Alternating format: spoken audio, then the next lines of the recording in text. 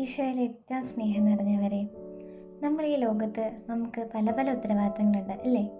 ഒന്നെങ്കിൽ പഠിക്കുന്നവരായിരിക്കാം, അല്ലെങ്കിൽ ഏതെങ്കിലും സ്ഥാപനത്തിൽ ജോലി ചെയ്യുന്നവരായിരിക്കാം, വീട്ടിലാണെങ്കിൽ ഒന്നെങ്കിൽ മക്കളായിരിക്കാം, അല്ലെങ്കിൽ മാതാപിതാക്കളായിരിക്കാം. ഈ ഉത്തരവാദിത്തങ്ങളൊക്കെ നിറവേറ്റാനായിട്ട് നമ്മുടെ സമയവും നമ്മുടെ എഫേർട്ടും ഒക്കെ കൊടുക്കാറുണ്ട് അല്ലേ? ഇതൊക്കെ നമ്മുടെ ശരീരത്തിന് വേണ്ടിയാണ്. എന്നാൽ നമുക്ക് ശരീരം മാത്രമാണോ ദൈവം തന്നിരിക്കുന്നത്? ദൈവം നമുക്ക് ആത്മാവ് തന്നിട്ടുണ്ട് അല്ലേ? ആത്മാവ് ജീവനാണ്. അപ്പോൾ ബൈബിളിൽ ഒരു വചനം പറഞ്ഞിട്ടുണ്ട്, 1 തിമോത്തിയോസ് 4:8. ശാരീരികമായ പരിശീലനം കൊണ്ട് കുറച്ച് പ്രയോജനമുണ്ട്, എന്നാൽ ആത്മീയമായത് എല്ലാ വിധത്തിലും വിലയുള്ളതാണ്. എന്തുകൊണ്ട് എന്നാൽ അത് ജീവിതത്തെയും വരാനിരിക്കുന്ന ജീവിതത്തെയും സംബന്ധിക്കുന്ന വാഗ്ദാനങ്ങൾ ഉൾക്കൊള്ളുന്നു. അതായത് നമ്മളിപ്പോൾ നമ്മുടെ ശരീരത്തിൻ്റെ ആവശ്യങ്ങൾക്ക് വേണ്ടി സമയമൊക്കെ കണ്ടെത്താറുണ്ട്. അതുപോലെ നമ്മുടെ ആത്മാവിന് ഭക്ഷണം കൊടുക്കാറുണ്ടോ?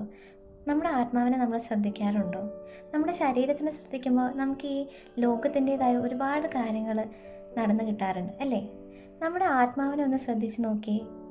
അതിനെ ഒന്ന് പരിപോഷിപ്പിച്ചാൽ, അല്ലെങ്കിൽ അതിനാവശ്യമുള്ള ഭക്ഷണം, അതായത് പ്രാർത്ഥന, ദൈവമായിട്ട് കുറച്ച് നേരം ഇരുന്നാൽ നമുക്ക് എന്തൊക്കെ മാറ്റങ്ങൾ വരുമെന്നൊന്ന് ശ്രദ്ധിച്ചിട്ടുണ്ടോ? നിങ്ങൾക്കൊന്ന് ശ്രമിക്കാവോ? കുറച്ച് നേരം നമ്മുടെ ദിവ്യകാരുണ്യ ഈശോൻ്റെ കൂടെ ഇരിക്കാനും, ഈശോൻ്റെ വചനം വായിക്കാനും, ആ വചനത്തിലൂടെ ഈശോ പറയുന്ന കാര്യങ്ങൾ മനസ്സിലാക്കാനും.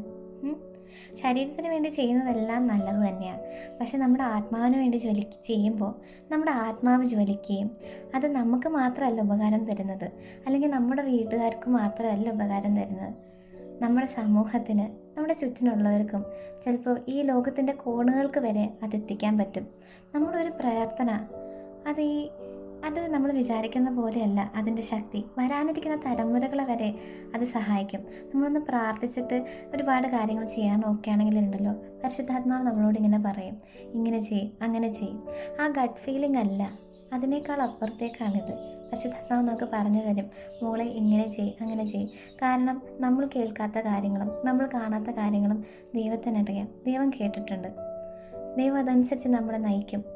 അത് നയിക്കണമെങ്കിൽ നമ്മൾ ദൈവത്തിനോട് കുറച്ച് നേരം ഇരിക്കണ്ടേ? അപ്പോൾ നമ്മളോട് ഈശോ സംസാരിക്കും, ഈശോ ഓരോ കാര്യങ്ങൾ പറഞ്ഞു തരും.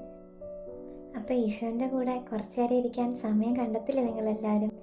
ഈശോ അപ്പം നിങ്ങളെല്ലാവരും നയിക്കട്ടെ. ഈശോ അപ്പം നിങ്ങളെല്ലാവരെയും അനുഗ്രഹിക്കട്ടെ. Praise God. Ave Maria.